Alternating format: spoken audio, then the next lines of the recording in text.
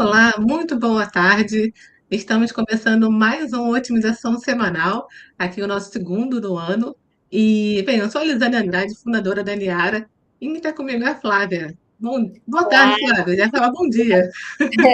Não, agora já é boa tarde, meio-dia. Aproveitar para agradecer aí para você que escolhe no seu horário de almoço estar aqui com a gente no Otimização Semanal. Eu sou a Flávia Crisanto, fundadora da Experta, e a gente hoje, para variar, tem aí algumas polêmicas que a gente vai trazer aqui para Otimização Semanal e alguns lançamentos bem importantes que podem movimentar bastante o mercado do marketing do marketing e SEO. A gente começou 2026 com a guerra das IAs e elas agora estão invadindo a área da saúde. A OpenAI lançou o ChatGPT Health, uma experiência dedicada e segura, vamos ver, para dados médicos. A gente vai saber aí um pouco do que está acontecendo. E parece que o Google teve que correr para poder, então, tirar algumas informações sobre saúde da AI Overview. A gente vai entender um pouquinho sobre o porquê ele fez isso. E na tentativa de aparecer nas IAs, tem muita gente, inclusive, essa é uma recomendação, picotando os conteúdos, deixando os conteúdos menores. Mas o Dani Sullivan lançou aí, mandou um recado para que a gente não transforme nossos conteúdos em chunks. E aí, será que isso é válido? Não é? Então, tem essa recomendação e a gente vai ver com mais detalhes. Falaremos também sobre o futuro das compras. A Microsoft integrou Copilot ao checkout do Shopify e PayPal. E o Google também respondeu com o protocolo UCP e o Business Agent. Será que agora realmente a corrida do Agent Commerce começou? E o rumor também, a gente vai falar um pouquinho do rumor de 200 bilhões de dólares, que pode ser relacionado ao fato da OpenAI estar de olho na compra do Pinterest. Será por quê? Será que o ChatGPT quer ganhar os olhos para competir com o Google Shopping? E para fechar, a gente vai falar rapidamente de uma das previsões lançadas pelo Think with Google para 2026 e tem também aí a nova caixa de entrada do Gmail com IA. E além disso, a gente também tem o Grok aí lá no X, o antigo Twitter, que continua gerando imagens abusivas. Só que agora ele cobra de quem quer fazer isso. E para finalizar, obviamente, a gente vai ter a participação técnica aí, falando do olhar mais técnico, com o Cadu para comentar sobre esses agentes de IA que estão chegando. Mas para a gente começar falando de Alice, qual que foi, o que está acontecendo aí, o que o ChatGPT trouxe relacionado à saúde? E o ChatGPT lançou na semana passada, no dia 11, o ChatGPT Health. Então, eu sigo alguns profissionais da área de IA e o que o mercado comentou foi que essa é até uma tendência agora que surjam outras IAs mais específicas. Por exemplo, a minha área é uma IA para SEO, específica para SEO, né? Então, com isso, você consegue gerar dados mais confiáveis, mais certos. E o que a OpenAI fala, né, que, bem, eles contaram com a colaboração de 260 profissionais de saúde, né, para que, enfim, gerasse aqui respostas mais confiáveis, né, para o usuário. E o usuário ele vai poder subir informações de exame, vai poder integrar com outros aplicativos aí de bem-estar, né? Eu sei que o iPhone tem iPhone Health, alguma coisa assim, que vai poder integrar com essa nova IA, esse novo modo IA aqui do ChatGPT. Então, com isso, você vai ter informações mais corretas, né? Não vai ter ali tanta alucinação. E isso, né, também, né, até para segurança, o próprio ChatGPT fala que essas informações elas não vão treinar o modelo existente. Então, vai ser ali um ambiente seguro para o usuário que quer buscar sobre saúde. E um dado bem relevante, que eu vou, até não sei se eu vou achar aqui, ó, são feitas por semana, tá? 230 milhões de pesquisas relacionadas à saúde já no ChatGPT. Então, ele vendo essa oportunidade, já criou ali uma vertical, né, uma IA específica para isso, para dar mais confiança para os usuários. E na contramão disso tudo, né, eu vou compartilhar com vocês aqui uma notícia do The Guardian, que é um jornal, né, americano, se eu não me engano, e eles compartilharam, fizeram uma análise de diversos termos ali em que aparecia o AI Overview, né, termos relacionados à saúde, e o que eles detectaram foi o seguinte: para diversos deles, por exemplo, teste de função hepática, né, e outros ali de doenças específicas, o Google ele estava mostrando dados errados. Então, o usuário, quando via aquele resultado no Google, ele falava: ah, eu estou bem, então, não preciso ir ao médico. E, claro, isso é bem alarmante, e com isso o Google removeu deixou de exibir, na verdade, o AI Overview para diversas pesquisas ali no Google. Bem, mas o que que isso, né, por que que isso é importante para a gente saber? O que que direciona essa nossa estratégia de SEO? O AI Overview, quer dizer, o Google, ele está muito ali em cima do Your Money, Your Life, né? Do que é certo ou não de conteúdo para exibir para o usuário. Não só o Google, mas as IAs também. Então, você ali que está criando conteúdo, é importante que você tenha ali alguém de autoridade, de experiência, porque para embasar esses conteúdos que são compartilhados pelos bots. Então, o conteúdo de autoridade vai ser bem importante. E, Flávia, para não errar ali na hora de escrever o conteúdo, como é que tem que ser esse conteúdo que vai ser criado? Tem que quebrar o texto, tem que fazer em pedacinhos? Como é que tem que ser esse conteúdo do usuário?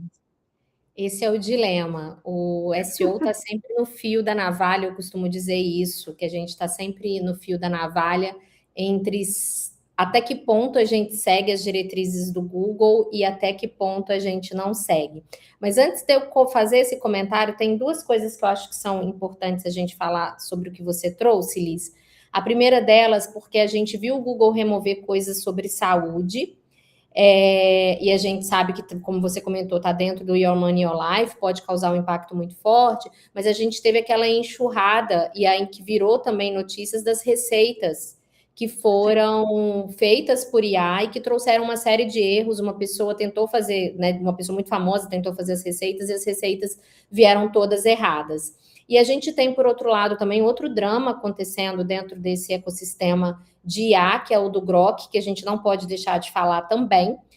Para quem não está acompanhando, está tendo vamos dizer, várias pessoas estão usando o Grok, pegando imagens de mulheres e pedindo para que o Grok coloque essas mulheres nuas ou em trajes íntimos, o que é um alvo bastante lamentável, e eu acho que aqui no Otimização Semanal a gente, né, tem que falar disso, porque, né, geralmente são as mulheres que são vítimas, porque aí a gente está falando de ser vítima, e aí uma coisa muito ruim aconteceu, no lugar do Grok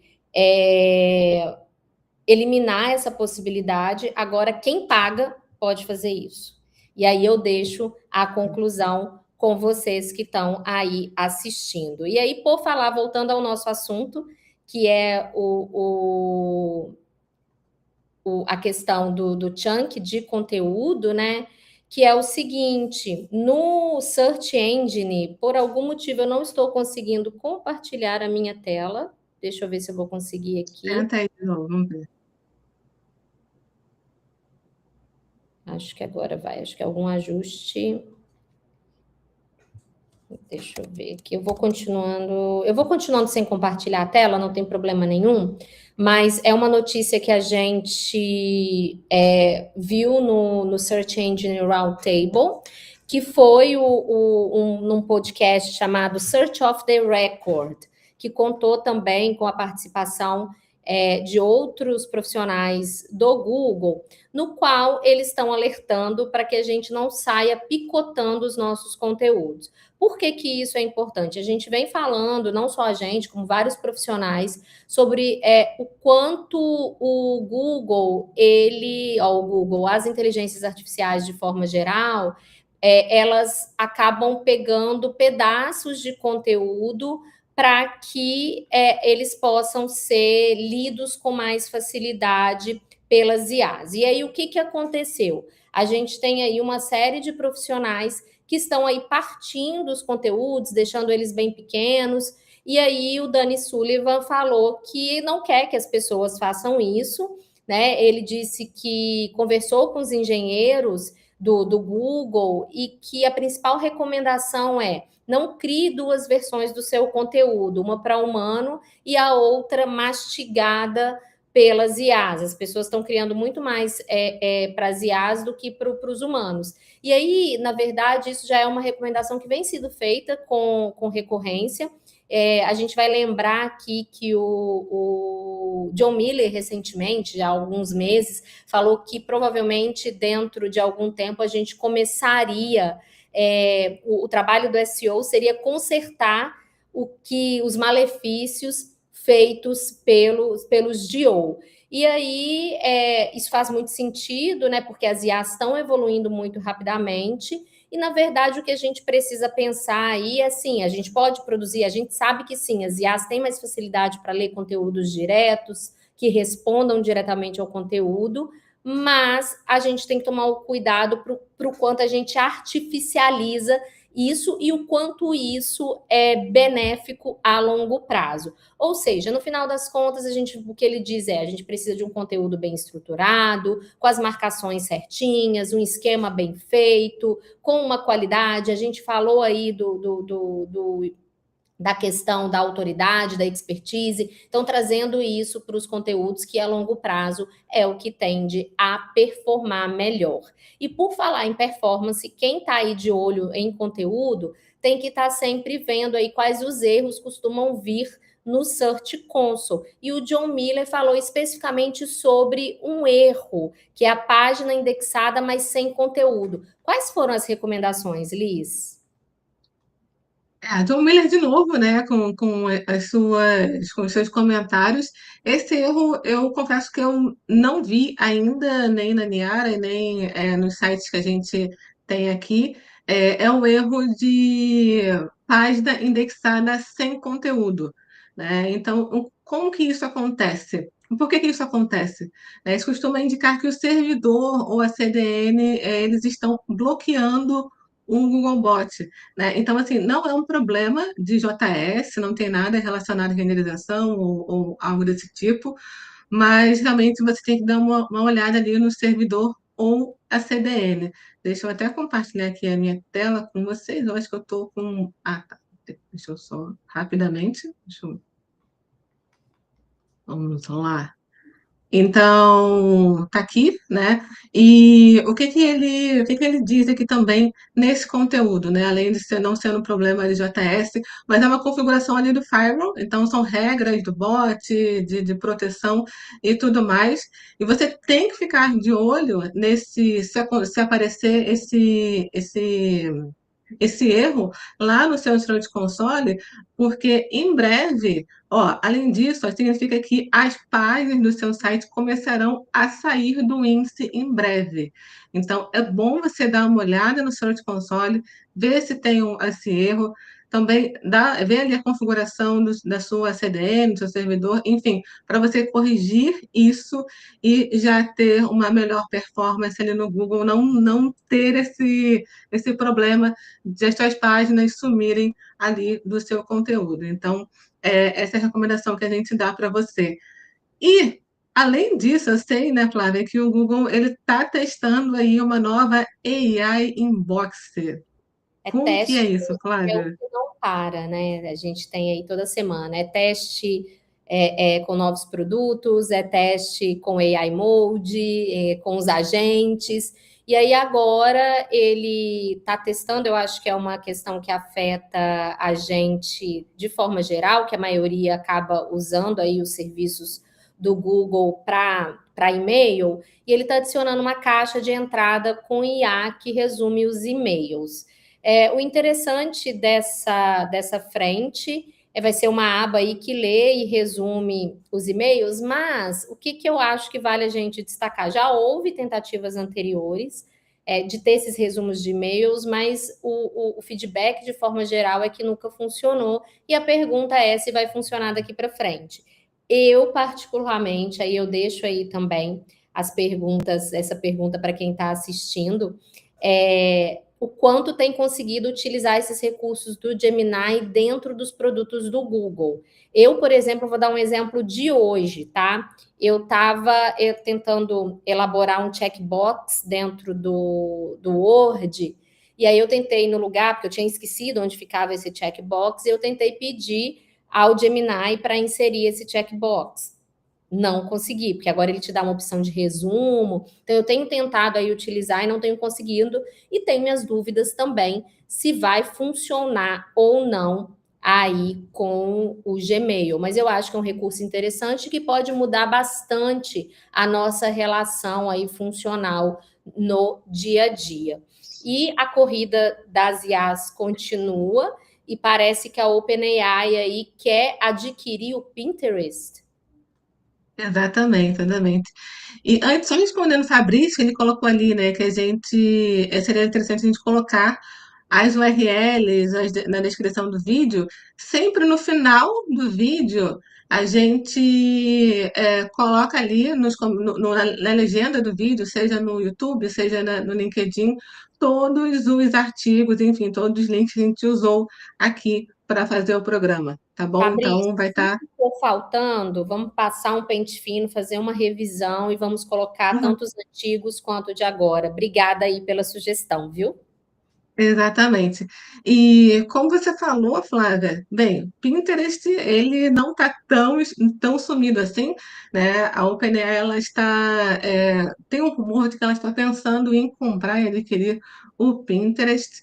Bem, são mais de 200 bilhões assim de imagens que o Pinterest tem, é realmente um acervo bem grande.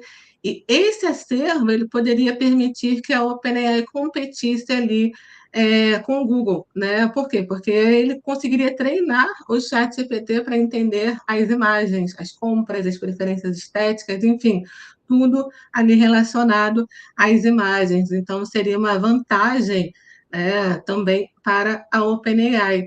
E essa iniciativa, ela sinaliza ali a ambição da OpenAI de controlar ali a distribuição, né, o engajamento ali do consumidor, e não apenas a API, os modelos de API. Então, vamos ver se isso vai para frente, né? Eu sei que, se não me engano, as ações do Pinterest já subiram, né? Um pouquinho, se não me engano, 3%, alguma coisa assim, desde que começou esse rumor. Então, é importante a gente acompanhar também em relação a isso.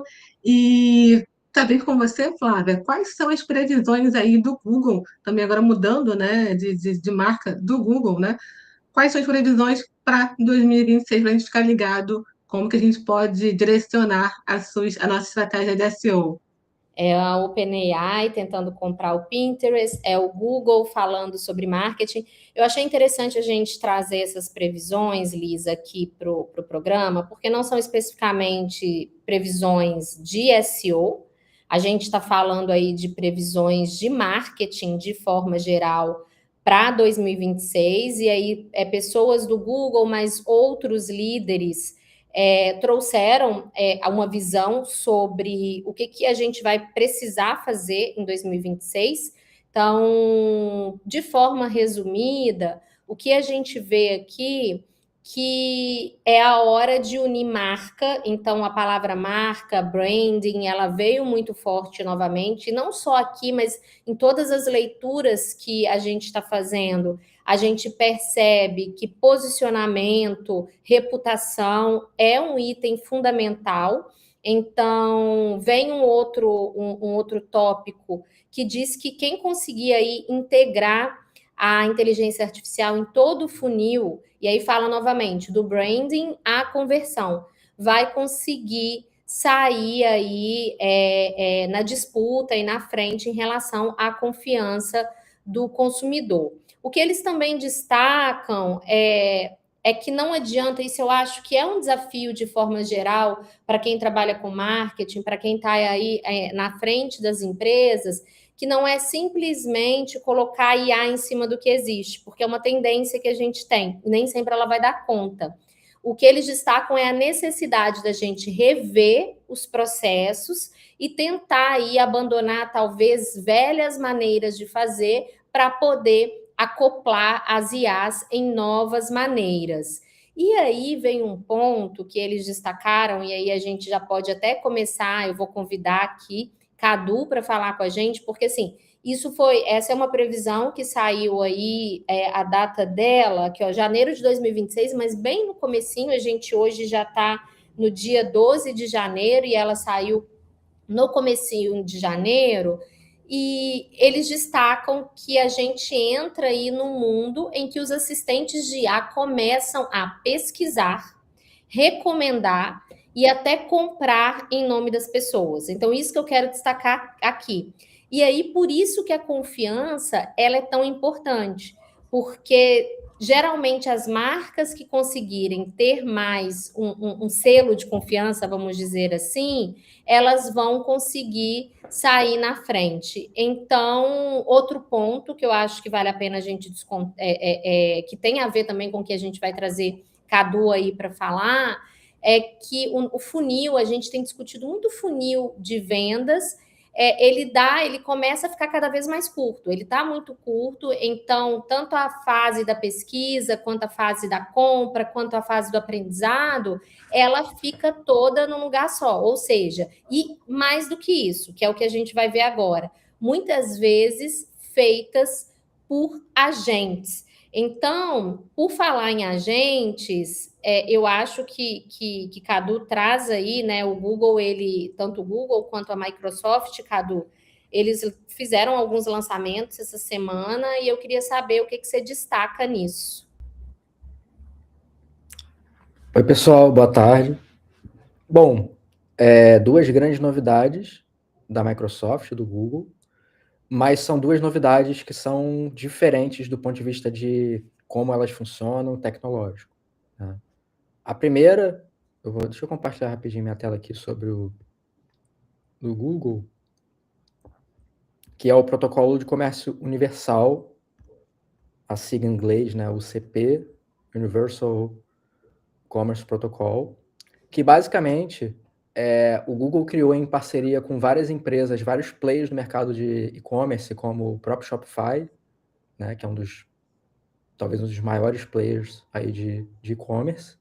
Ele criou um padrão de comunicação para comércio eletrônico dentro do ecossistema das IAs, né? Então, basicamente, esse protocolo de comunicação ele vai permitir que qualquer empresa que tenha um e-commerce, seja no Shopify, seja no e-commerce, VTEX, etc., através desse protocolo de comunicação, ela disponibilize o catálogo de produtos dela para serem não apenas comprados, né, adquiridos, como também consultadas, informações apareçam nas IAs, né?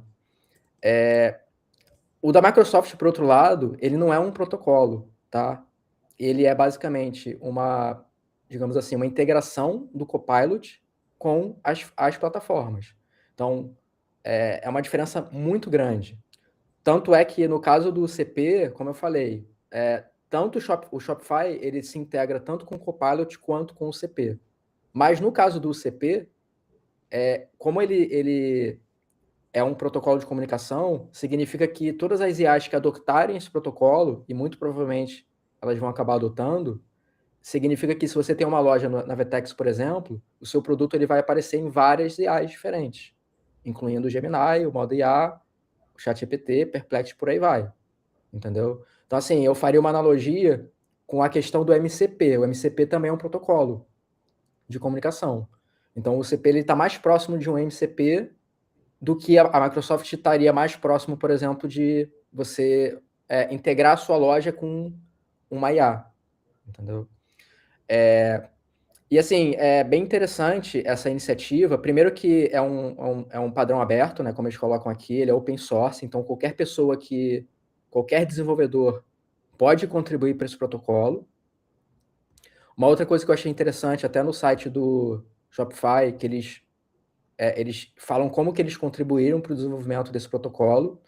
Uma das coisas interessantes é que ele está simplificando as ações, digamos assim, de e-commerce, né? Então, basicamente, você pode pesquisar o catálogo, pode fazer o checkout, etc. Então, você não precisa...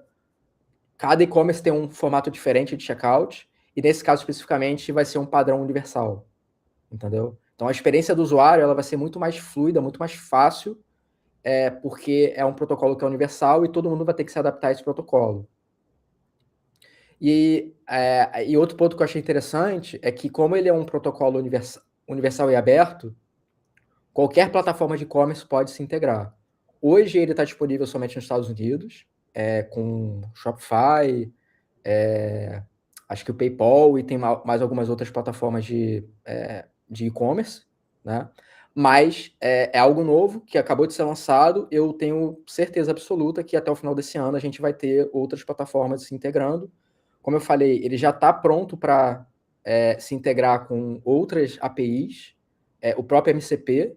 Então, se, por exemplo, a VTEX já tiver o próprio MCP dela, ela já está meio que pronta para se integrar a esse protocolo. A única coisa que ela teria que fazer é criar realmente a integração em si, que seria através dessas vendor extensions.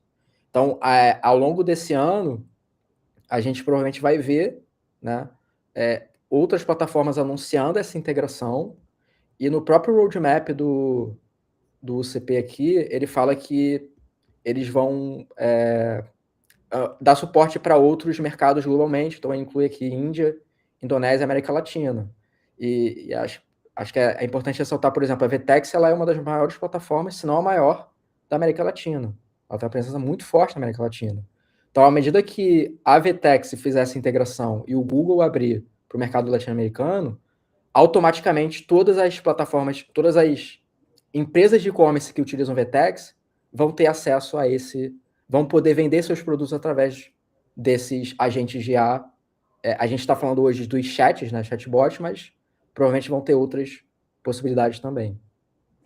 E a gente também tem a questão do business agent, que também está evoluindo, né? Só fazendo entrando nessa questão do business agent, eu acho muito interessante que eles trazem uma expressão que chama negócios conversacionais. Eu acho essa experiência, esse termo bastante interessante, porque é uma conversa na qual a gente não está incluído, é somente as IAs, né? Então, ou seja, negócios conversacionais que estão excluindo humanos. Claro que é uma brincadeira, porque são humanos que talvez vão conversar com uma IA. Então, eu queria que você falasse mais sobre esse business agent, Cadu. Esse modelo é altamente disruptivo, é algo que a gente não consegue nem imaginar, porque seria basicamente, a analogia mais próxima seria eu conversando com você e a gente negociando uma compra ou uma venda. É basicamente o que vai acontecer, né? O próprio Google lançou no passado o Agent to Agent, que também é um protocolo de comunicação entre agentes, e ele já está meio que integrado com essa ideia do CP, né? Mas a ideia é que, de fato, no futuro, não sei exatamente daqui a quantos anos isso vai acontecer, mas a ideia é que no futuro cada empresa tem os seus próprios agentes e eles conversem entre si e eles negociem, né? Porque assim, hoje, qual que é a diferença básica? Quando eu conecto, digamos, a Niara num e-commerce, por exemplo, essa comunicação ela é programada e ela é limitada. Então, eu poderia programar a Niara para consultar um produto, para fazer uma compra, etc., mas ela é muito, a gente chama de determinístico. Uhum. Né? Quando você conecta agentes, pode acontecer, por exemplo, sei lá, um agente se comunica com a API de uma loja da VTEX e fala assim, eu gostaria de consultar, sei lá, iPhone 16 em lojas do Brasil. Aí o agente vai devolver várias coisas. Aí o agente vai falar assim, agora eu gostaria que você me trouxesse o iPhone mais barato ou que você me trouxesse o mais próximo de onde a minha empresa está localizada. Isso é uma conversa que a gente faria. Nós, pessoas, a gente teria esse raciocínio de colocar lá o CEP, etc. Então, ele vai se comunicar de uma forma natural. O que eu entendeu? estou Fazendo achando essas perguntas aí. bastante ousado é que esse business agent que eles anunciaram também, né? Eles estão pegando, porque já existia dentro do um recurso conversacional, ele está diretamente ligado ao Merchant Center, né? Uhum. Das lojas do Canadá, Austrália, Índia, e agora eles estão pegando uma evolução disso, pegando todo esse conteúdo que está lá e permitindo que as pessoas conversem. Eu estou bastante curiosa para saber se isso vai dar certo ou não, porque assim, a gente está falando de coisas já para esse ano. Uma coisa que outro ponto que eu estava lendo é sobre a toada, vamos dizer assim, que essas mudanças estão acontecendo. Existe na tecnologia uma previsão de que a cada 2 anos grandes evoluções aconteçam, e por isso que a gente tem aí upgrade de telefones, de computadores, porque a tecnologia cresce e permite que todo mundo cresça junto, né? Todos os recursos cresçam juntos. E, pelos cálculos, isso dentro do universo das IAs está acontecendo a cada 7 meses. Então, isso justifica muito tudo isso que a gente está vendo aqui. Eu acho que, e aí só fazendo uma outra observação que eu acho interessante, é que eu estava vendo uma previsão que eu acho chama News Dash, se eu não me engano, e aí essa News Dash trouxe uma previsão de tudo que a gente precisa investir. E aí a parte tecnológica não estava lá no topo, né? Estava, acho que na 6ª posição, 7ª posição. E eu achei uma loucura, porque volta nas conversas que a gente está tendo aqui, que você trouxe para a gente, faz um teste em como o seu site hoje está preparado para lidar com uma pessoa com deficiência, por exemplo, porque faz aquela leitura, e a maioria não está. E aí a pergunta que eu quero deixar aqui para vocês, pedir uma opinião não é para mim, não é hora de abandonar o técnico. O que vocês acham a partir disso que a gente está vendo aqui?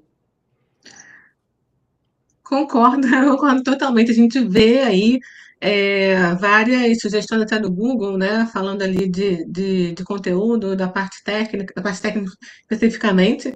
Então, não adianta a gente fazer um bom conteúdo se o bot não consegue ler. Então, essa parte técnica, eu diria que ela é uma das mais importantes ali no site. A gente tem duas situações aí, né?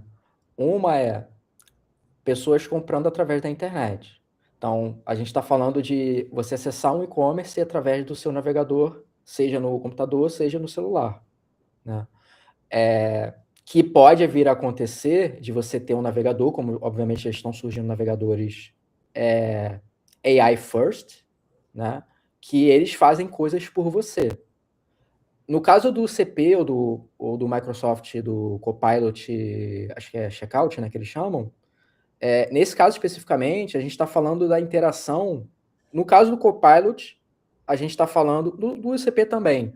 A gente está falando de pessoas comprando através dos chatbots. Então, você, por exemplo, você vai lá no Gemini, eu ultimamente estou fazendo pesquisas para comprar carro elétrico, por exemplo.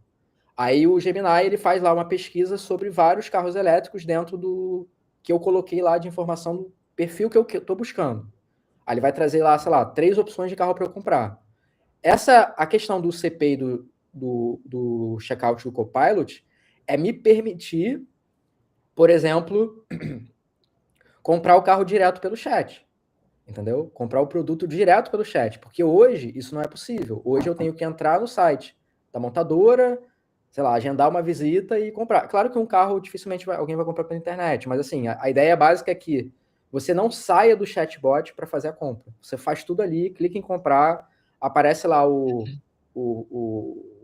opção de pagar, você tem o Google Pay, você paga no Google Pay e beleza, tá feito. Você nem se conectou com o e-commerce. Você fez a compra diretamente ali, né?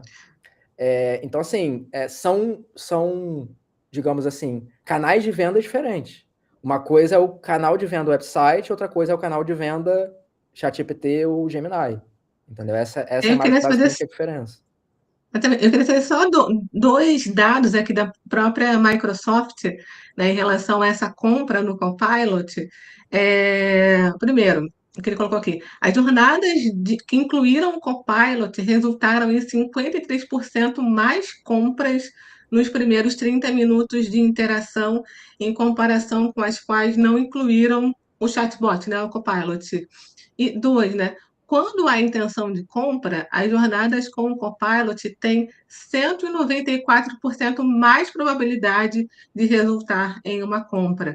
Por isso que a Flávia até comentou de encurtar ali a jornada de compra, e então a gente vê aí realmente como que é importante você estar ali no chatbot, o seu conteúdo, o seu produto estar ali no chatbot. Só linkando também com a informação do Google, essas informações que o Google vai oferecer ali no Business Agent é a informação que você, lojista, vai adicionar no Merchant Center. Deixa eu sentar. Então, você vai adicionar listas de dados, informações de clientes, oferecer promoções, você vai treinar esse agente para que ele responda por você, tá? Então, a ideia é que não alucine tanto, né? Já que são informações que você vai dar para ele.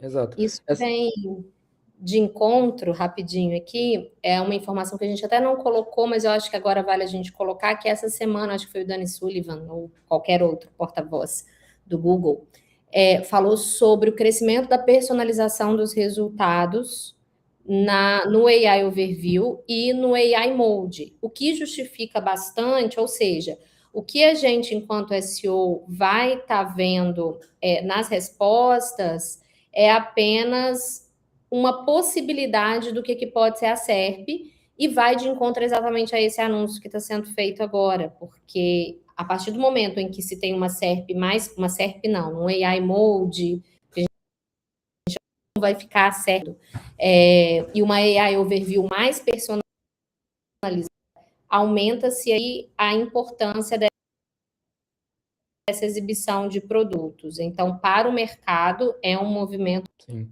Eu queria só reforçar que a questão do SEO técnico ela não é excludente em relação ao que surgiu, né? O SEO técnico é importante no momento que você tem a pessoa comprando na sua loja. Se ela está comprando numa IA, no Merchant Center, etc., aí é um outro canal de aquisição, como ela poderia estar comprando o YouTube, por exemplo, você pode comprar pelo YouTube, você pode comprar pelo Instagram, pelo TikTok. É mais um canal de venda, né?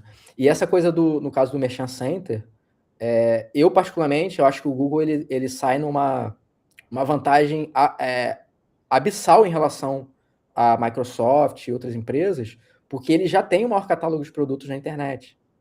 As plataformas de e-commerce todas são integradas com o Merchant Center.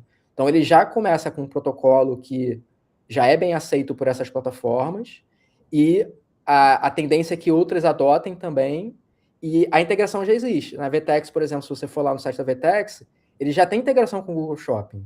Então, a integração com o CP é mais uma integração que a VTEX vai fazer para quê? Para ter acesso à venda dos produtos através desses canais que são os chatbots de IA. Ou seja, temos mais um canal aí disponível no fim das contas, né? No frigir Exato. dos ovos, o que a gente tem é mais um canal surgindo devido à participação das IAs dentro desse ecossistema. Aguardemos as cenas dos próximos capítulos. Com certeza, semana que vem, outras novidades, outro cenário. Vamos aguardar aí para ver como é que vai ser o desenrolar dessa história e vamos trazer aqui mais atualizações para você aí nos próximos programas. Obrigada, Flávia. Obrigada, Cadu, por esses temas compartilhados aí que vão ser muito relevantes aí para o mercado. Obrigada, pessoal, e uma excelente tarde aí para vocês e uma boa semana. Obrigado.